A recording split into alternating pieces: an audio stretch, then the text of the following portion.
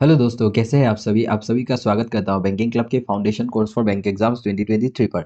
आज इस foundation course में हम लोग आरआरबी क्लर्क का एक प्रीवियस ईयर पेपर सॉल्व करेंगे जो कि रीजनिंग का होगा। पूरा 40 क्वेश्चन सॉल्व करेंगे विद कंप्लीट सॉल्यूशन। बस पूरा आपको जो है वीडियो पूरा देखना है और ये देखना है कि आरआरबी क्लर्क में जो किस लेवल का क्वेश्चन पूछा जाता है। ठीक है, अभी आरआरबी क्लर्क के लिए हमारे पास लगभग लगभग 85 टू 90 डेज बचा हुआ है, क्योंकि हम लोग को पता है अगस्त के फर्स्ट या सेकेंड वीक के अंदर ही आरआरबी क्लर्क का जो एग्जाम है वो स्टार्ट हो जाएगा। तो चलिए स्टार्ट करते हैं हम लोग इस प्रीवियस ईयर पेपर को सॉल्व करने का। तो सबसे पहला क्वेश्चन यहाँ पे देखिए, एक अल्फा न्यूमेरिक सीरीज का एक क्वेश्चन दिया गया हुआ है जिसमें 5 क्वेश्चंस है। एक अल्फा न्यूमेरिक सीरीज दिया गया है और उसके रिगार्डिंग हम लोग को ये 5 क्वेश्चंस जो है आंसर करना है। ठीक है, तो स्टार्ट करते हैं चलिए। Which of the following is the third to the left of the 15 from the left end. अब लास्ट क्लास में ही हम लोगों ने जो है अल्फा न्यूमेरिक सीरीज पढ़ा था। अगर किसी ने लास्ट क्लास देखा है हम लोग का जो है फाउंडेशन कोर्स का, अगर लास्ट क्लास आप लोगों ने देखा है तो आपको पता होगा कि जब भी हम लोगों को डायरेक्शन सेम दिया जाता है, लेफ्ट लेफ्ट बोला जाता है, तो हम लोग क्या करते हैं, सब्ट्रैक्ट करते हैं। सब्ट्रैक्ट, अब सब्ट्रैक्ट मतलब किसको सब्ट्रैक्ट करना है, जो नंबर दिया हुआ है थर्ड और यहाँ पे दिया हुआ है 15th। ठीक है, तो 15 माइनस 3 कर देंगे तो 12 आ जाएगा। 12th नंबर हम लोग को लेना है और किस एंड से लेना है, जिस एंड के बारे में क्वेश्चन में बोला है उसी एंड से लेना है, लेफ्ट एंड।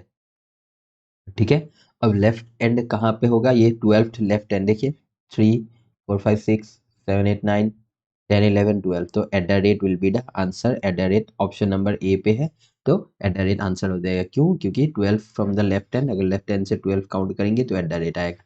ठीक है, next question, how many such vowels are there in the above arrangement each of which is immediately followed by an even number and preceded by a symbol। ठीक है, हम लोग को बोला है कि कितना vowels है, vowels कितना है जो कि immediately followed by even number, vowels के नेक्स्ट इवन नंबर है, इवन नंबर है। ठीक है, और and immediately preceded bye symbol, और आगे क्या है, सिंबल है। तो बेसिकली हम लोग को ये पैटर्न चाहिए, सिंबल, वावेल, इवन नंबर। तो हम लोग सबसे आसान जो होता है पूरा अल्फा न्यूमेरिक सीरीज में ढूंढना, वो क्या है, सिंबल्स। तो सिंबल्स को हम लोग टारगेट करते चलेंगे। सिंबल्स का बाद अगर वावेल होगा तो हम लोग देखेंगे कि क्या उसके बाद इवन नंबर है, और अगर सिंबल का बाद वावेल होगा ही नहीं तो उस सिंबल को हम लोग देखेंगे ही नहीं कि उसके बाद क्या है। ठीक है, तो सबसे पहला सिंबल देखिए स्टार, इसके बाद सिंबल है, देखना ही नहीं है। ये सिंबल, फिर ये भी एक सिंबल है, इसके बाद वावेल है, इसके बाद इवन नंबर है। तो ये एक पेयर आ गया, ये एक पेयर आ गया हम लोग का। फिर बोला है एक और सिंबल है लेकिन उसके बाद वॉवेल नहीं है, ये सिंबल वॉवेल नहीं है, ये सिंबल वॉवेल नहीं है, और ये सिंबल उसके बाद वॉवेल नहीं है। तो एक ही ऐसा हम लोग को जो है पेयर मिला है जिसमें सिंबल, वॉवेल और इवन नंबर एक साथ है। तो option number 1 is the correct answer. ठीक है, नेक्स्ट क्वेश्चन पे चलते हैं। Four of the following five are alike in a certain way based on their position in the above arrangement and so form a group। अब यहाँ पे हम लोग को ऑप्शन से चेक करना पड़ेगा। इसमें बोला गया 5 ऑप्शन में से कोई 4 एक पैटर्न में फॉलो हो रहा है और कोई एक ऐसा है इन पांचों जो ऑप्शन है उनमें से जो कि उस पैटर्न में नहीं आता है। तो चलिए देखते हैं हम लोग, थोड़ा सा मैं इरेज कर लेता हूँ। दोनों का ही ऑप्शन 1 है ना, हाँ। तो इसमें ये ऑप्शन 1 आ गया, ये भी ऑप्शन 1 आ गया। अब देखिए A4 पहले अल्फा न्यूमेरिक सीरीज में ए, फिर कहाँ गया है, सेकेंड स्टेप में 4, और फिर स्टार इधर चला गया है। मतलब ये फर्स्ट फर्स्ट, ये उसके बाद हुआ है, ये सेकेंड। फिर नेक्स्ट चलते हैं TBY। TBY, टी कहाँ पे है, टी तो ये है। अब टी, ये बी हो गया, उसके बाद वाई। अब इस बार फर्स्ट स्टेप में इधर गया है, सेकेंड स्टेप में इधर गया है। ठीक है, अब ये दोनों अलग अलग हो गया। अभी थर्ड वाला देखते ही मुझे मालूम हो जाएगा कि कौन इन दोनों में से गलत है। अगर थर्ड वाला ये पैटर्न फॉलो कर रहा है तो ये वाला पैटर्न गलत हो जाएगा, और थर्ड वाला अगर ये वाला इसके जैसा पैटर्न फॉलो कर रहा है तो ये गलत हो जाएगा। तो थर्ड वाला देखेंगे और बाकी दो ऑप्शन हम लोग को देखना ही नहीं है। 5V5U, V5U देखते हैं, देखिए V5, V से 5 फिर U, इधर फर्स्ट स्टेप और इधर सेकेंड स्टेप। तो ये वाला जो है और ये वाला जो है ये दोनों सेम पैटर्न में हो रहा है, तो मतलब ये अलग होगा, ये अलग होगा। तो मतलब कौन सा ऑप्शन आएगा, ऑप्शन नंबर 1 यहाँ पे भी आएगा, A4। ठीक है, अब इन दोनों को देखना ही नहीं है क्योंकि हम लोग को बोला गया कि एक ही ऐसा ऑप्शन है जो कि बाकी चारों से अलग है। तो ये दोनों अगर सेम आ गया है, ये दोनों सेम आ गया है, तो ये भी दोनों भी सेम ही होगा, तभी ये अलग होगा। ठीक है, next question number 4, How many such numbers are there in the above arrangement, each of which is immediately followed by a vowel? Numbers कितने हैं जो कि immediately followed by vowels है, मतलब बाद में नंबर के पीछे vowels है, और preceded by consonant, consonant number vowel। तो पहले हम लोग क्या ढूंढेंगे, consonant ढूंढना थोड़ा मुश्किल हो जाता है, तो हम लोग डायरेक्टली क्या करेंगे, नंबर्स देखते हैं। नंबर्स के आगे अगर देखिए ये नंबर है, नंबर के आगे consonant, बाद में vowel नहीं है। ये नंबर आगे कंसोनेंट नहीं है, ये नंबर आगे कंसोनेंट नहीं है, ये एक नंबर आगे कंसोनेंट लेकिन बाद में वावल नहीं है, ये भी एक नंबर है आगे कंसोनेंट नहीं है, ये एक नंबर है आगे कंसोनेंट नहीं है, फिर नंबर, ये नंबर आगे कंसोनेंट पीछे वावल, एक मिल गया। Only one will be the correct answer I think. और है क्या ऐसा नंबर जिसके आगे consonant preceded by consonant followed by vowel? नहीं है, तो एक ही है, तो option number 1 is the correct answer. ठीक है। Number 5, if all the symbols in the above arrangement are dropped. अब ये क्वेश्चन ध्यान से सुनिए, अगर सारा सिंबल्स को हम लोग इस अबोव जो अरेंजमेंट है उसमें से ड्रॉप कर दे, then which of the following will be the 15th from the left hand. हम लोग को क्या चाहिए, 15th, 15th, 1 2 3 4 5 सिंबल्स को ड्रॉप कर देना है, 6 7, ये देखिए 1 2 3 4 5 6 7 8 9 10 11 12 13 14 15, 15 पे कौन है, ई है, E, option number 1 E is the correct answer, 15 from the left end. ठीक है, मतलब सिंबल्स को हम लोग को काउंट नहीं करना है, बिना सिंबल्स को काउंट किए हम लोग जो है 15 नंबर पे जो भी होगा लेफ्ट से वही होगा आंसर। ठीक है, तो यहाँ तक 5 क्वेश्चन हो गया। अब आगे चलते हैं। आगे ये देखिए, एक 6 to 10 एक 5 मार्क्स का पजल है, ये एक अनसर्टेन वाला सिटिंग अरेंजमेंट पजल है, तो इसको बनाते हैं, चलिए। An uncertain number of person is sitting in a row facing towards north. ठीक है, फेसिंग सभी नॉर्थ फेस कर रहे हैं। अब बोला गया है यहाँ से question start, Q is sitting second from the left and. Q कहाँ बैठा है, लेफ्ट एंड से, थोड़ा सा मैं पहले ही जगह बना लेता हूँ। क्यू कहाँ बैठा है, लेफ्ट एंड जो है उससे सेकेंड बैठा हुआ है, मतलब क्यू के लेफ्ट पे एक ही पर्सन होगा। ठीक है, दो केस बना लेता हूँ, ये क्यू हो गया। अब S is sitting seven to the right of M. S कहाँ पे बैठा है, एम के सेवेंथ राइट पे, सॉरी एम के सेवन राइट पे है, तो एम यहाँ पे आ गया, सेवेंथ राइट, राइट साइड इधर डायरेक्शन इसलिए दिया हुआ है, और एफ यहाँ पे। फिर L is sitting exactly in between Q and S। Q और S के बीच में कौन बैठा हुआ है, L बैठा हुआ है, मतलब L यहाँ पे है और ऐसे इस तरीके से होगा, S एग्जैक्टली बीच में है, मतलब Q और L के बीच में जितना L और S के बीच में भी उतना ही होगा। ठीक है, O is sitting second to the left of R। O कहाँ पे बैठा हुआ है, second to the left of R, R के फर्स्ट लेफ्ट पे और सेकेंड लेफ्ट पे बैठा हुआ है, तो इस तरीके से कंडीशन कैसे नोट कर रहा हूँ वो देखिए आप। Only two people are sitting between Q and M. Q और एम के बीच में दो पर्सन बैठा हुआ है, इससे मुझे एक चीज पता चल गया कि क्यू से दो पर्सन लेफ्ट पे तो हो नहीं सकता, तो इस तरफ ही होगा क्यू से एम। यहाँ पे भी हम लोग बना लेते हैं क्यू से एम। अब हमको पता है कि एम से, अभी मैं ये कंडीशन इसके साथ लिंक कर पाऊंगा, ये हो गया हम लोग का। अब एम के सेवेंथ पे एस है, एम के seventh right, first right, second right, third right, fourth right, fifth right, sixth right, seventh right पे एस, ऐसे ही 1 2 3 4 5 6 फिर एस।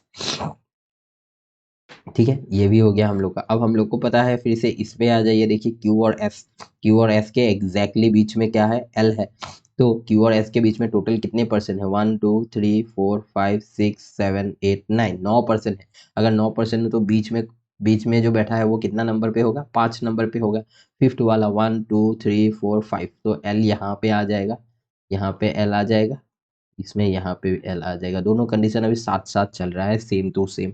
ये भी हम लोग का हो गया। अब नेक्स्ट ओ और आर, इसको तो अभी हम लोग नहीं कर पाएंगे, ठीक है, रहने देते हैं। Only one person is sitting between S and O. S और ओ के बीच में एक ही पर्सन बैठा हुआ है। अब देखिए, एस और ओ के बीच में एक ही पर्सन बैठा हुआ है। अब हम लोग को पता नहीं है कि ओ के एस के राइट में है ओ या लेफ्ट में है ओ, लेकिन पता चल गया है। कैसे पता चल गया है, क्योंकि ओ के, ओ आर कहाँ, आर के लेफ्ट पे ओ है, अगर आर के लेफ्ट पे ओ है, ये ध्यान से सुनिए, यहाँ पे मैं बनाता हूँ, देखिए आर के लेफ्ट पे ओ है, मतलब ओ के राइट पे आर है कि नहीं, ओ के राइट पे आर है। अगर ओ के राइट पे एक छोड़ के आर है और ओ और एस के बीच में भी एक ही परसेंट का गैप है, तो एस को इस तरफ ही होना पड़ेगा ना, लेफ्ट साइड पे ही तो होना पड़ेगा। ठीक है, होना पड़ेगा, हाँ जरूरी है ऐसा। क्यों? क्योंकि ओ के राइट पे आर है एक छोड़ के, ठीक है, और ओ से एक छोड़ के एस है। तो अगर ओ से एक छोड़ के राइट पे आर है, तो ओ से एक छोड़ के लेफ्ट पे ही होना पड़ेगा एस को। तो मतलब इस तरीके से होगा, इसको कंडीशन को और इस कंडीशन को अगर मैं कंबाइन कर देता हूँ, तो इस तरीके से होगा, एस एक छोड़ के ओ फिर एक छोड़ के आर, आर के लेफ्ट में ओ। तो यहाँ पे मैं लगा देता हूँ एक, ये एक छोड़ के आर। ठीक है, अब क्वेश्चन एक ही लाइन बचा हुआ है, तो मैं ये सेकंड वाला जो केस है उसको अभी नहीं बनाऊंगा, ये वाला पार्ट, क्योंकि शायद पहला वाला से ही बन जाएगा हम लोग का। P is sitting immediately to the left of N। P कहाँ पे बैठा हुआ है? Immediate to the left of N, N के इमीडिएट लेफ्ट पे P बैठा हुआ है। और बोला गया है of N who is sitting third to the right of R, N who is sitting third to the right of R। N कहाँ पे है? Third to the right of R, R के थर्ड राइट पे है, first second third right पे N है। ये third right पे अगर एन है, तो आर का first right second right third right पे यहाँ पे एन आ गया, और एन के इमीडिएट लेफ्ट पे पी है, ये पी आ गया। बस ये हो गया हम लोग का पूरा कंप्लीट पजल जो है सॉल्व हो गया। ठीक है, तो आई होप आपको समझ में आया है।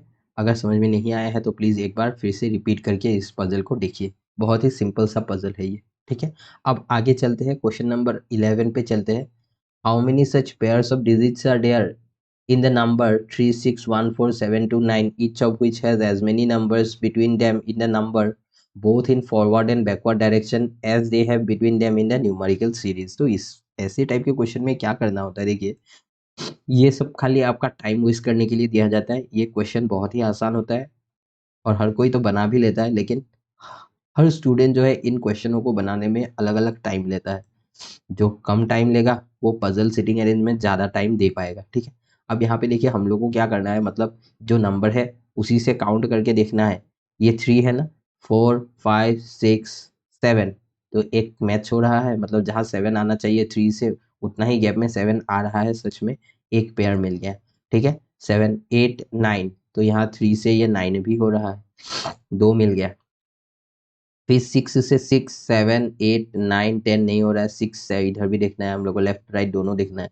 1, 2, 3, ये देखिए 1, 2, 3 इधर मिल गया, और 1, 2, 3, 4, 5 नहीं है, 4, 5, 6, ये एक और मिल गया, 4, 5, 6, और ये 4, 5, 6, 7 नहीं है।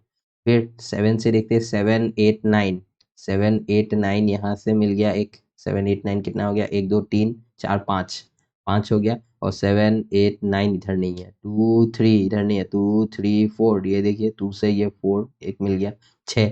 अभी 6 मिल गया तो ऑप्शन, और अगर है भी तो मुझे नहीं देखना है। 6 मिल गया मतलब मोर देन 5 है। अभी मोर देन 5 मतलब 7 भी हो सकता है, 8 भी हो सकता है, 9 भी हो सकता है, उससे कोई फर्क नहीं पड़ेगा। 5 से ज़्यादा मिल गया तो मोर देन 5 पे मैंने टिक कर दिया। ठीक है, नेक्स्ट क्वेश्चन नंबर 12 से 15, यहाँ पे क्या है, 5, 4 सॉरी, इनइक्वालिटीज़ के क्वेश्चन है। बहुत ही आसान इनइक्वालिटीज के क्वेश्चन है, एक ही स्टेटमेंट है, कहीं पे कॉमा वगैरह नहीं है, तो एक ही बार में हम लोग का बन जाएगा। आरआरबी क्लर्क में इसी लेवल का पूछा जाता है। ठीक है, डब्ल्यू से बी जाना है, डब्ल्यू से देखिए, डब्ल्यू से बी आराम से पहुंच जाएंगे, सही है। ए से जी जाना है, ए से जी नहीं पहुंच पाएंगे, यहाँ पे गेट जो है बंद है ये।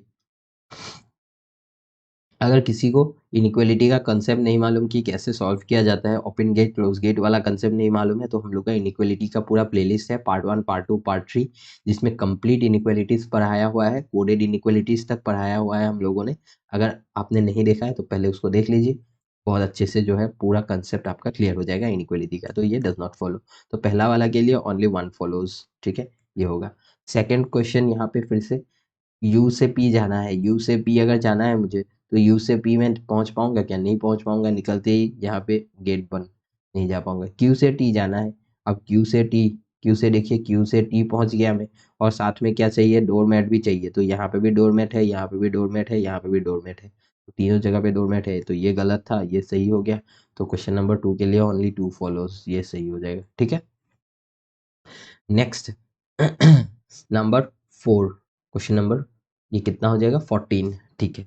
अब U से N जाना है, U से N, U से देखिए U से B, B से N, आराम से पहुंच जाऊंगा, सही है।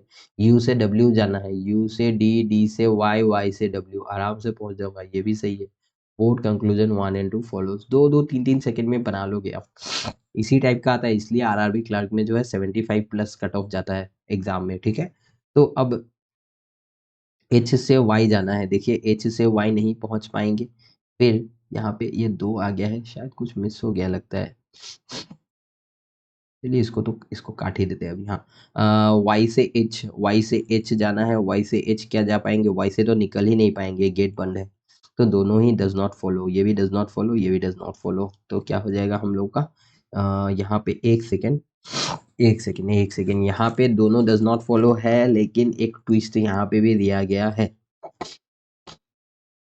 यहाँ पे क्या है देखिए, जिसने भी आइडर और वाला पार्ट हम लोग का देखा है, उनको पता होगा कि h greater than equal to y है, और एक बार बोला गया है h लेस देन y, तो मतलब आइडर और के लिए क्या क्या कंडीशंस था, दोनों कंक्लूजन गलत होना चाहिए, फॉलो हो गया दोनों, एलिमेंट्स दोनों में सेम होना चाहिए, h y हो गया ये भी, और थर्ड क्या होना चाहिए, दोनों को या तो कंबाइन करने से सही होना चाहिए, या तो दोनों में ये तीनों सिंबल होना चाहिए, दोनों कंक्लूजन को मिला के ये तीनों सिंबल होना चाहिए, ग्रेटर देन, इक्वल और लेस देन। अब ये तीनों सिंबल है, देखिए एक बार बोला गया है h बड़ा है और बराबर है, और एक बार बोला गया है कि h छोटा है, ठीक है। तो h के लिए तीनों सिंबल है, कि एक बार बोला गया h बड़ा है, h इक्वल है, और सेकंड कंक्लूजन में बोला है h छोटा है, तो ये तीनों में से कोई ना कोई तो होगा ही ना। इसमें क्या है, ग्रेटर या इक्वल, y से h या तो बड़ा होगा या तो इक्वल होगा, और इसमें बोला है कि h छोटा है, तो यही तीन तो हो सकता है, या तो बड़ा या तो छोटा या तो इक्वल, और उससे अलग तो इनइक्वलिटी में कुछ हो ही नहीं सकता। तो मतलब ये दोनों को मैं अगर कंबाइन कर देता हूँ तो इन दोनों से कोई ना कोई तो सही होने ही वाला है, तो आइडर कंक्लूजन 1 और 2 फॉलोज, ठीक है। इसमें नन फॉलोज टिक करके आने से गया मार्क्स, ठीक है। गुड क्वेश्चन, ऐसे ही बहुत सिंपल सिंपल क्वेश्चन मिलेगा, और बीच में कहीं पे एक ऐसा मतलब क्वेश्चन डाल देगा, टिक करके आ जाएगा नन फॉलोज, और मार्क्स कट जाएगा आपका, ठीक है। अब आगे चलते हैं हम लोग 16 से 20, फिर से एक पजल है। 7 boxes A B C D E F N G are kept one above another to form a stack but not necessary in the same order, ठीक है। 7 बॉक्स को एक साथ रखा गया है, more than 3 boxes are kept between A and E, A और E के बीच में जो है 3 बॉक्स से ज्यादा बॉक्स है, तो एक काम करते हैं हम लोग, पहले तो मैं यहाँ पे ऐसे बना लेता हूँ, 3 बॉक्सेस से ज्यादा है ए और ई के बीच में, प्लस का 3। अब एक चीज बताना चाहता हूँ, टोटल कितना है, 7 बॉक्सेस, ए और ई के बीच में 3 से ज्यादा है, मतलब कितना हो सकेगा, 4 5 6 कुछ भी हो सकता है, लेकिन दो ही पॉसिबिलिटी है, या तो 4 होगा या तो 5 होगा, उससे ज्यादा हो ही नहीं सकता, क्यों, क्योंकि टोटल नंबर ऑफ बॉक्सेस 7 है, अगर 5 हो गया बीच में ए और ई के बीच में 5, खुद ए को लेने से 6, ई को लेने से 7, उससे ज्यादा हो ही नहीं सकता। ए और ई के बीच में अगर 6 बॉक्सेस मैंने ले लिया, तो ये तो 7वां और ये 8वां हो जाएगा, 8 बॉक्स तो है ही नहीं ना, तो मतलब 3 से ज्यादा, मतलब दो ही पॉसिबिलिटी है, या तो ए और ई के बीच में 4 होगा या तो 5 होगा, ठीक है। इतना समझ में आ गया है ना, ये लाइन पढ़ते ही आपके दिमाग में ये स्ट्राइक होना चाहिए, 3 से ज्यादा मतलब 4 या 5, बस उससे ज्यादा नहीं, ठीक है। More than 3 boxes are kept between A and box G is kept below B, G को कहाँ रखा गया है, जी को रखा गया है बिलो बी। अब कितना बिलो रखा गया है, नेक्स्ट जस्ट बिलो रखा गया है, ये नहीं बोला है, बस बोला गया जी इज केप्ट बिलो बी, ऐसे लिख देते हैं हम लोग। नेक्स्ट बोला गया 2 boxes are kept between B and G, B और जी के बीच में 2 बॉक्सेस है, तो इसको पुट करके देखते हैं हम लोग, चलिए बी 1 2 और यहाँ पे जी 2 कंडीशंस बना ही लेते हैं, नहीं तो बाद में दिक्कत हो जाता है, ठीक है। जब कहीं पे अटक जाना पड़ता है ना, तब जाके सोचने में पड़ता है कि क्यों नहीं बनाया था, तो इसलिए बना लेते हैं, 1 2, ये जी आ गया। 2 boxes are kept between B and G. Box A is kept just below box G.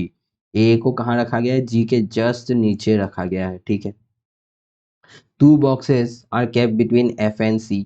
F और C के बीच में 2 बॉक्सेस है, और बोला गया सी इज नॉट केप्ट अबोव जी, सी को कहाँ नहीं रखा है, जी के ऊपर नहीं रखा है, मतलब सी कहाँ आएगा, जी के नीचे आएगा। ठीक है, यहाँ तक समझ में आ गया। अब देखिए, अब हम लोग को क्या करना है। अब यहाँ पे कितना बॉक्स हो गया है, 1 2 3 4 5, 5 बॉक्स हो गया है। ठीक है, हम लोग को पता है कि ए और ई के बीच में कितना है, या तो 4 या तो 5। तो एक कंडीशन में हम लोग 4 बॉक्स लेंगे, दूसरे कंडीशन में हम लोग 5 बॉक्स लेंगे। तो 1, ए के बीच में देखिए, ए और ई के बीच में अगर 4 बॉक्स में लेता हूँ, अगर ए और ई के बीच में ये इसको मैं ले रहा हूँ 4 बॉक्स को, तो ऊपर ही लेना पड़ेगा क्योंकि नीचे लेने का पॉसिबिलिटी ही नहीं है। टोटल बॉक्सेस 7 है, 7 से ज़्यादा हो जाएगा ना नीचे अगर मैं 4 ले लूँगा तो। ठीक है, तो ऊपर ही जाना पड़ेगा। 1 2 3 4, 4 बॉक्सेस, तो यहाँ पे आ गया ई। और अगर 5 बॉक्स है इस केस में तो 1 2 3 4, एक और बीच में बॉक्स डाल दिया और फिर लगा दिया ई। ठीक है, यहाँ पे हो गया। अब देखिए, यहाँ कितना बॉक्स हो गया है, 1 2 3 4 5 6, 6 बॉक्स यहाँ हो गया। और यहाँ पे हो गया 1 2 3 4, ये सब लिखना नहीं है एग्जाम में, समझाने के लिए लिख रहा हूँ, 7। ये पूरा 7 बॉक्स यहाँ पे कंप्लीट हो गया है। ठीक है, लेकिन यहाँ पे 6 बॉक्सेज आया है। अब 6 टोटल है 7, या तो जो 7th वाला बॉक्स है, इस केस में केस 1 के बारे में बोल रहा हूँ मैं, केस 1 में या तो ऊपर होगा या तो नीचे होगा। ठीक है, अब देखिए हम लोग को क्या बोला गया है, एक कंडीशन, इससे पूरा क्लियर हो गया कि कौन सा केस जो है सही होने वाला है। कैसे क्लियर हो गया, हम लोग को बोला है जी के नीचे सी है। अब यहाँ पे केस 2 में जी के नीचे सी को रखेंगे, कहाँ रखेंगे, यहाँ रखने से तो 8 बॉक्स हो जाएगा, पॉसिबल है क्या, नहीं है, तो ये कट गया। लेकिन यहाँ पे हम लोग का जगह है ना, क्योंकि ये 6 बॉक्सेस है, जो 7वां नंबर का वाला बॉक्स है वो या तो ऊपर होगा या नीचे होगा। तो मतलब अभी कंफर्म हो गया कि नीचे ही होने वाला है, क्योंकि जी के नीचे सी है ना, तो सी यहाँ आ गया। अब सी जब यहाँ आ गया, सी से दो छोड़ के एफ है, दो छोड़ा तो यहाँ पे एफ आ गया। अब कोई बचा हुआ है, ए बी सी डी बचा हुआ है, तो डी को यहाँ लिखिए। ये हो गया हम लोग का क्वेश्चन सॉल्व। ठीक है, सिंपल सा पजल था। आगे चलते हैं हम लोग next question number 21। In a certain code language, fried is written as QEJCD, plant is written as KOBSM, how is shown written in that language. अब यहाँ पे देखिए, बोला गया है FRIED, फ्राइड को किस तरीके से लिखा गया है, QEJCD। ठीक है, और के सॉरी प्लांट, एक सेकेंड, प्लांट को लिखा गया है ये PLANT, प्लांट को लिखा गया है KOBSM। अब ये क्या पैटर्न है, अगर थोड़ा देर ट्राई कीजिए, अगर नहीं बन पा रहा है तो उसको स्किप करके अलग क्वेश्चन में चला जाए, क्योंकि आरआरबी क्लर्क में इतना समय नहीं होता है। आप एक क्वेश्चन जो अगर छोड़ेंगे ना, तब भी अगर पूरा बाकी सारा बना लेंगे तभी भी हो जाएगा। ठीक है, लेकिन टाइम हम लोग को जो है वेस्ट नहीं करना है। हाँ, एक ही बार में अगर आपको पैटर्न दिख गया तब अलग बात है। अब यहाँ पे देखिए, बहुत ही भयंकर सा पैटर्न दिया हुआ है जो कि आसानी से दिखेगा नहीं। इस तरीके का पैटर्न है, -1 -1, एफ से 1 घटाएंगे तो ई आ जाएगा, आर में 1 घटाएंगे तो क्यू आ जाएगा। फिर ये है +1, आई में 1 जोड़ेंगे तो जे मिल जाएगा। फिर से ऐसे क्रॉस है, ई में 1 घटाएंगे तो डी मिलेगा, डी में 1 घटाएंगे तो सी मिलेगा। ठीक है, वहाँ यहाँ पे भी वही है, पी में 1 घटाया -1 किया, ओ मिला, एल में 1 घटाया, के मिला, बीच वाला में 1 ऐड कर दिया, इसमें एन में 1 घटाया, एम मिला, टी में 1 घटाया, एस मिला। अब हम लोग को पूछा है कि शोन का बताइए, SHOWN। ठीक है, तो यहाँ पे हम लोग जो है एस का 1 घटाएंगे तो टी मिलेगा, एच का 1 घटाएंगे तो कितना आ जाएगा, जी, ओ में 1 जोड़ेंगे पी आ जाएगा, डब्ल्यू में 1 घटाएंगे एक्स, एन में 1 सॉरी भी आएगा, 1 घटाने से डब्ल्यू में, हाँ वी आ गया, और एन में 1 घटाएंगे तो हम लोग का आ जाएगा एम। तो ये GTPMV, GT सॉरी GT नहीं है क्या ये, और एस में 1 घटाने से आर आ जाएगा ना, आर आ जाएगा, घटाना ही है। ठीक है। GRPMV ये option number 3 is the correct answer. ये थोड़ा सा मतलब जो पैटर्न है इतना आसानी से जो है आपको दिखेगा नहीं ये पैटर्न, तो अगर नहीं हो रहा है 10-20 सेकंड ट्राई कीजिए, स्किप करके आगे चला जाइए, ज़्यादा टाइम वेस्ट नहीं करना है एक मार्क के लिए। नेक्स्ट पॉइंट ए इज, एक डायरेक्शन का क्वेश्चन है ये। Point A is 6 metre north to B. Point A कहाँ पे है? 6 मीटर जो है नॉर्थ पे है बी का, तो बी को यहाँ ड्रॉ किया 6 मीटर, 6 मीटर नॉर्थ पे ए है। Point C is 8 metre west of B. West of B 8 metre west है इस तरफ, 8 मीटर वेस्ट पे है सी। फिर बोला गया है next point D is 4 metre north of C. D is 4 metre north, D जो है वो सी के नॉर्थ पे है 4 मीटर, तो 4 मीटर नॉर्थ पे ये डी आ गया। फिर बोला गया है point D is 5 metre east west of E. E के वेस्ट पे है 5 मीटर, तो ई के वेस्ट पे मतलब ई यहाँ पे आ गया, ये 5 metre. E which is 4 meters south of F. E which is 4 meters south of F. 4 meters south of F. Point F is in which direction with respect to A. Point F किस direction पे है with respect to A. A के respect में ये इस तरफ, ये क्या हो गया हम लोगों का? ये हो गया वेस्ट और north, north west, north west. यहाँ पे मैंने ऑप्शन डालना भूल गया, सॉरी। तो ऑप्शन अगर कुछ भी था आंसर होगा नॉर्थ वेस्ट, ठीक है। आगे चलते हैं, क्वेश्चन नंबर 23 से 27 सिलॉक्स के क्वेश्चन है, इसको बनाते हैं। चलिए, स्टेटमेंट दिया हुआ है all tiles are floor. Simple simple सिलॉक्स है, all tiles are floors, only a few floors are paints, only a few floors are paints. कुछ केवल कुछ फ्लोर्स ही क्या है? पेंट्स है। मतलब केवल अगर कुछ फ्लोर्स पेंट्स बोला गया है तो मतलब ऐसे इससे ये सेंटेंस दो मीनिंग बताते हैं हम लोगों को कि only few floors are paints मतलब कुछ फ्लोर जो है वो पेंट है और कुछ फ्लोर जो है वो पेंट नहीं है, ठीक है। इससे नेगेटिव वाला स्टेटमेंट भी आता है जब ये ओनली रहता है तो।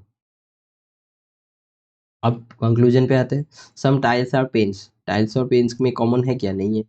नो टाइल्स आर पेंट्स, कोई भी टाइल्स पेंट नहीं है, तो ये भी तो रॉन्ग ही है। सम वाला रॉन्ग, नो वाला रॉन्ग, दोनों ही रॉन्ग है। लेकिन यहाँ पे सिलॉक्स जब हम लोगों ने पढ़ा था तब हम लोगों ने आइडर और पढ़ा था, क्या पढ़ा था कि दोनों रॉन्ग होना चाहिए, एलिमेंट सेम होना चाहिए, और सम और नो, सम और नो ये रहना चाहिए, बस, है ना। तो क्या हो जाएगा? आइडर कंक्लूजन 1 और 2 इज ट्रू। अब आगे चलते हैं क्वेश्चन नंबर 24 पे। Some tables are chairs. कुछ टेबल्स जो है वो चेयर्स है, table chair. Only a few chairs are beds, only a few chairs are beds. जब भी ओनली आता है तो इससे दो हम लोग को मीनिंग निकल जाता है कि कुछ chairs, only a few chairs are bed मतलब कुछ चेयर बेड है और कुछ चेयर बेड नहीं है, ठीक है। अब बोला गया है सम चेयर्स आर बेड्स। कंक्लूजन देखिए, सम चेयर्स आर बेड्स, चेयर और बेड पे सही है, कुछ चेयर और बेड पे कॉमन दिख रहा है हम लोग को, सही है बिल्कुल। और फिर बोला सम चेयर्स आर नॉट बेड, ये भी तो सही है, कुछ चेयर ऐसे भी है जो कि बेड नहीं है। मतलब ये जो हम लोग का स्टेटमेंट है ना, इसी से ये दो चीज हम लोग का निकल के आ जाता है, ठीक है। तो हम लोग का यहाँ पे दोनों ट्रू हो गया, तो बोथ कंक्लूजन 1 एंड 2 फॉलोस, ठीक है। Next question number 25, only a few girl, only a few boy is girl, only a few boy is girl, तो मतलब केवल कुछ बॉय गर्ल है, ये बॉयज हो गया, ये गर्ल हो गया, और कुछ बॉयज ऐसे भी है जो कि गर्ल नहीं है, इसलिए ये क्रॉस रिलेशन दे दिया है। Some girls, girl is child, कुछ गर्ल जो है चाइल्ड है, ठीक है। Some boy is not girl, कुछ बॉय गर्ल नहीं है, बिल्कुल सही। Some child is boy, child और बॉय के बीच में कॉमन है क्या? नहीं है, तो ये गलत। तो ओनली ऑप्शन नंबर 1 फॉलोस। बहुत सिंपल है, बहुत सिंपल, ठीक है। आगे चलते हैं, only a few shirt are pants. Only केवल कुछ शर्ट ही पैंट्स है, मतलब only a few shirts are pants का मतलब ये है कि कुछ शर्ट ऐसे भी है जो कि पैंट नहीं है। ऑल पैंट्स आर ट्राउजर्स, सारा का सारा जो पैंट है वो क्या है? ट्राउजर्स है, ठीक है। अब कंक्लूजन पे आते हैं, सम ट्राउजर्स आर शर्ट्स, ट्राउजर्स है, कुछ ट्राउजर्स जो है वो शर्ट है, कॉमन आ रहा है ना, बिल्कुल आ रहा है, सही है। नो शर्ट और ट्राउजर, कोई भी शर्ट जो है ट्राउजर नहीं है, कहाँ बोला गया है भाई? नो शर्ट और ट्राउजर कब होगा? जब शर्ट का सर्कल में और ट्राउजर का सर्कल में ऐसे क्रॉस रिलेशन डायरेक्ट रहेगा, कहीं पे भी नहीं है ना, तो ये गलत हो गया, only option number 1 is true. ठीक है, नेक्स्ट लास्ट, आई थिंक ये सिलॉक्स का है, हाँ ये लास्ट है। Only a few door is fan, only a few केवल कुछ, मतलब डोर्स जो है वो फैन है, तो कुछ डोर्स ऐसे भी है जो कि फैन नहीं है। नो फैन इज बुक, कोई भी फैन जो है वो बुक नहीं है। अब बोला गया सम फैन इज नॉट बुक, कुछ फैन जो है बुक नहीं है। अब यहाँ पे देखिए, नो फैन इज बुक, कोई भी फैन बुक नहीं है, और यहाँ पे बोला गया सम फैन इज नॉट बुक, तो सही है ना। अगर कोई भी फैन बुक नहीं है तो कुछ फैन तो बुक हो ही नहीं सकता ना, ये बिल्कुल सही है। और 2 नंबर में बोला है नो बुक इज डोर, कोई भी बुक जो है डोर नहीं है, कोई भी बुक डोर नहीं है। देखिए बुक और डोर का सर्कल देखिए, क्या इसमें हम लोग को बस ये पता है कि जो फैन का वाला पार्ट, फैन वाला पार्ट है, जो ये पार्ट है, ये बुक में नहीं जा सकता, लेकिन इस पार्ट के बारे में हम लोग को कुछ नहीं मालूम, तो हम लोग डायरेक्टली नहीं बोल सकते कि no door is, no book is door, क्योंकि बुक और डोर में डायरेक्ट क्रॉस रिलेशन नहीं है, जब भी नो आता है डायरेक्ट क्रॉस रिलेशन होना चाहिए, ये भी गलत हो गया, तो only option number 1 is correct. ठीक है, चलिए आगे चलते हैं। 28 से 32, फिर से एक पजल, 28 से 32 इसको बनाते हैं। There are 8 people, P Q R S T U V W, sitting around a circular table, all are facing towards the centre, 2% seat between, ठीक है। तो सर्कुलर अरेंजमेंट है, 2 सर्कल बना लीजिए, 1 2 3 4 5 6 7 8। अब ये इनवर्ट अभी समझाने के लिए बना रहा हूँ, तो मैं डायरेक्शन दिखा रहा हूँ यहाँ पे। एक और जो है सर्कल बना लेते हैं, 1 2 3 4 5 6 7 8। ठीक है, वैसे आरआरबी क्लर्क का जो पजल्स होता है, एक ही जो मतलब केस है उसमें बन जाता है हम लोग का, फिर भी रिस्क नहीं लेना है, सेकंड डायग्राम रेडी रखिए। ठीक है, 2 person are sitting between P and Q, P और क्यू के बीच में 2 पर्सन बैठा हुआ है, अब कौन किसके राइट पे कौन लेफ्ट पे वो नहीं मालूम, बस पता है कि पी और क्यू के बीच में 2 पर्सन बैठा हुआ है। U is sitting immediate to the right of Q, U is sitting, U कहाँ पे बैठा है? Immediate to the right of Q, Q के इमीडिएट राइट पे यू बैठा है।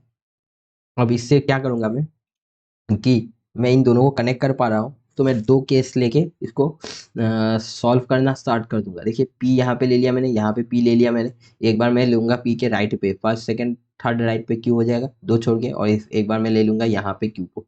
ठीक है, अब क्यू के राइट पे यू है, मुझे पता है, केस 1 पे देखते हैं क्यू के राइट, अभी यहाँ पे अगर क्यू बैठा हुआ है तो उसका राइट इस तरफ होगा, इस तरफ होगा, है कि नहीं? तो इस तरफ होगा, तो फर्स्ट राइट सेकंड राइट यहाँ पे यू आ जाएगा। अब यहाँ पे ये इधर बैठा है तो यू कहाँ आ जाएगा? First right second right, right इधर होगा, अब तो राइट इधर होगा, तो यू यहाँ पे आ गया। ठीक है, फिर 2 person, 2 person are, U is sitting immediate to the, क्या बोला गया है, एक second, 2 person are sitting, U is sitting immediate right of Q, sorry sorry sorry sorry sorry sorry sorry sorry sorry, ये यू जो है वो इमीडिएट राइट है क्यू का, तो नेक्स्ट घर में ही आ जाएगा ना, पूरा पजल गलत हो जाता है इसके लिए। अभी क्यू के इमीडिएट राइट पे यू है, तो यहाँ यू आ जाएगा, यहाँ पे यू आ जाएगा। ठीक है, 2 person are sitting between Q and R, Q और आर के बीच में 2 पर्सन बैठा हुआ है। अब देखिए ये केस 1 पे क्यू से दो पर्सन में, एक इधर तो पी बैठा हुआ है, तो क्यू से 2 पर्सन में इस तरफ होगा, 1 पर्सन 2 पर्सन, तो आर यहाँ पे होगा।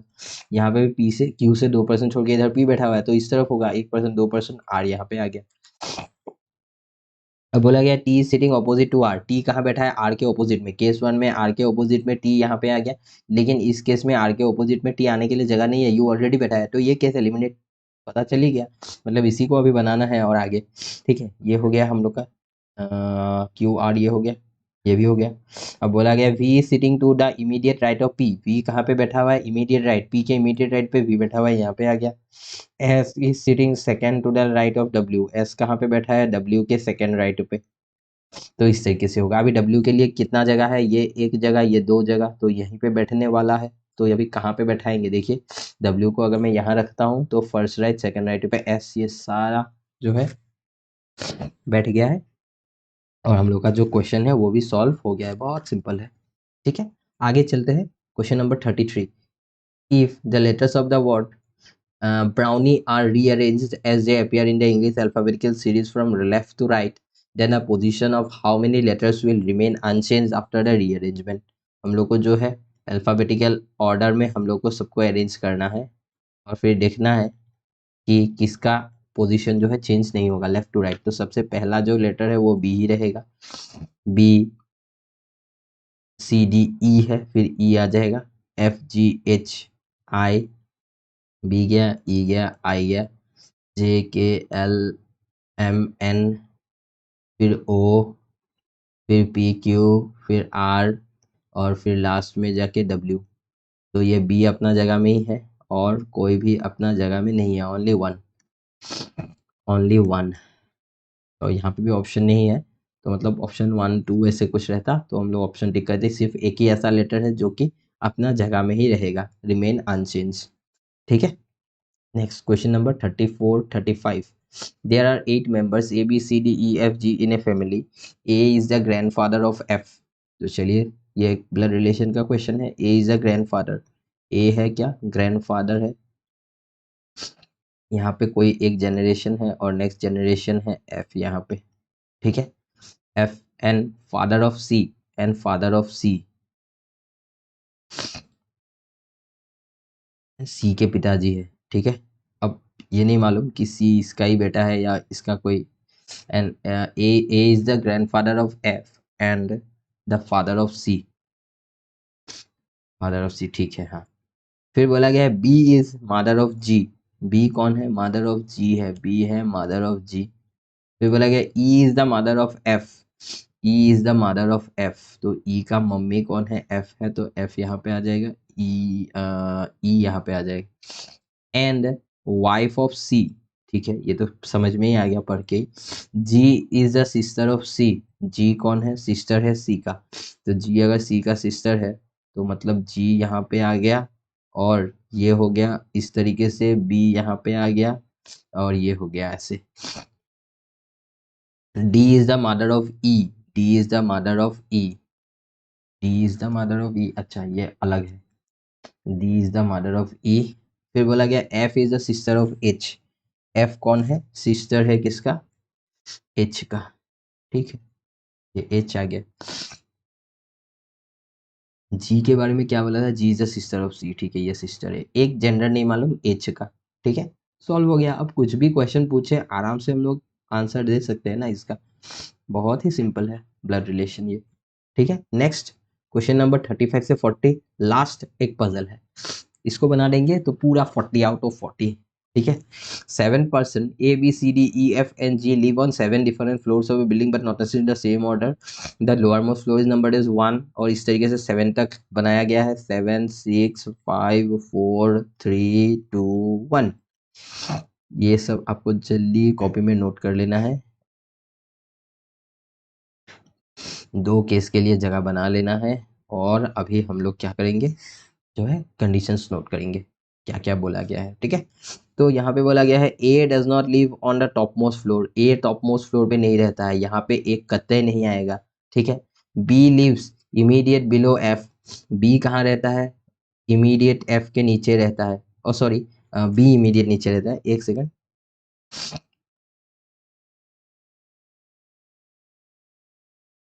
एफ के इमीडिएट बिलो बी रहता है। ठीक है, C lives on an even numbered floor, C lives on an, C even पे रहता है। ठीक है, 3 people live between F and C, 3 people है एफ और सी के बीच में। ये कंडीशन पढ़ते ही दिमाग में आना ही चाहिए आपका, नहीं आ रहा है तो आपको प्रैक्टिस की ज़रूरत है। देखिए ये जब मैंने पढ़ा कि सी इवेंट पे आने वाला है तो दिमाग में क्या स्ट्राइक करेगा, कौन कौन से जगह पे आ सकता है सी, यहाँ पे 2 4 या तो 6। अब बोला गया है नेक्स्ट स्टेटमेंट में कि सी और एफ के बीच में 3 है, तो इमीडिएटली ये पोजीशन कैंसिल हो गया। क्यों, यहाँ पे सी को मैं डालूंगा तो ऊपर भी 3 छोड़ के जगह नहीं है, नीचे भी 3 छोड़ के जगह नहीं है एफ के लिए, तो मतलब फोर्थ वाला पोजीशन गायब हो गया। तो सी को लगाइए ना, 2 केस बनाइए, 1 2 3 छोड़ के एफ यहाँ, 1 2 3 छोड़ के एफ यहाँ, एफ के इमीडिएट नीचे बी, एफ के इमीडिएट नीचे यहाँ पे बी। फिर बोला गया the number of people living between F and D is equal, F और डी के बीच में जितना भी बैठा हुआ है वो इक्वल है to the number of people living between D and C. D and C मतलब एफ और सी के बीच में डी बैठा हुआ है, एफ और सी के बीच में अगर डी बैठा हुआ है तो डी यहीं पे आएगा, यहाँ पे डी यहीं पे आएगा। समझ में आता ही है देखने से ही। फिर बोला गया है more than 4 people live between E and G, E और जी के बीच में कितने लोग बैठे हुए हैं? 4 से ज़्यादा। 4 से ज़्यादा मतलब 5, उससे ज़्यादा हो ही नहीं सकता। क्यों? क्योंकि टोटल 7 है, इन दोनों के बीच में अगर 5 बैठा हुआ है तभी तो ये 7वां और ये 8वां होगा। 6 अगर बैठेगा तो 8 7 8 8% हो जाएगा, जो कि पॉसिबल नहीं है। तो मतलब ई और जी के बीच में 5 है। ठीक है। अब बोला गया B lives on one of the floor below G, B lives on one of the floor below G, तो जी के नीचे रहता है बी। बी कहाँ रहता है? जी के नीचे। ठीक है। तो अब यहाँ पे देखिए जी के नीचे बी है। अब मैं ई और जी को कैसे रख पाऊंगा? देखिए मुझे क्या करना है, एक second. B lives on one of the floor below G, B जो है जी के नीचे रहता है। ठीक है। तो यहाँ पे अगर मैं जी को इस केस में रख ही नहीं पाऊंगा। देखिए जी को अगर मैं यहाँ रखता हूँ 1 2 3, जी और ई के बीच में 5 होना चाहिए ना। जी को अगर मैं यहाँ रखता हूँ 1 2 3, कहाँ रखूंगा? ई को नहीं रख पाऊंगा। तो यहाँ पे मुझे क्या करना पड़ेगा? दूसरा कंडीशन में देखना पड़ेगा कि किसको कहाँ रखना है। अब जी जो है बी के ऊपर होगा, बी के ऊपर होगा तो यहाँ पे जी होगा 1 2 3 4 5 छोड़ के यहाँ पे ई आ जाएगा। बस हो गया। कौन बचा हुआ है? ए बचा हुआ है। तो ये हो गया सॉल्व। बहुत सिंपल था। ठीक है, इजीली सॉल्व हो गया। तो ये हम लोग का पूरा 40 क्वेश्चन का जो आज का प्रीवियस ईयर पेपर है ये सॉल्व हो गया है। आई होप आपको ये वीडियो जो है पसंद आया है। अगर वीडियो पसंद आया तो प्लीज़ अपने दोस्तों के साथ शेयर कर दीजिए, और अगर चैनल पे पहली बार आए तो चैनल को सब्सक्राइब कर दीजिए और बेल आइकन को प्रेस करना मत भूलिए। तो फिर मिलेंगे नेक्स्ट क्लास पे। Bye bye, thank you.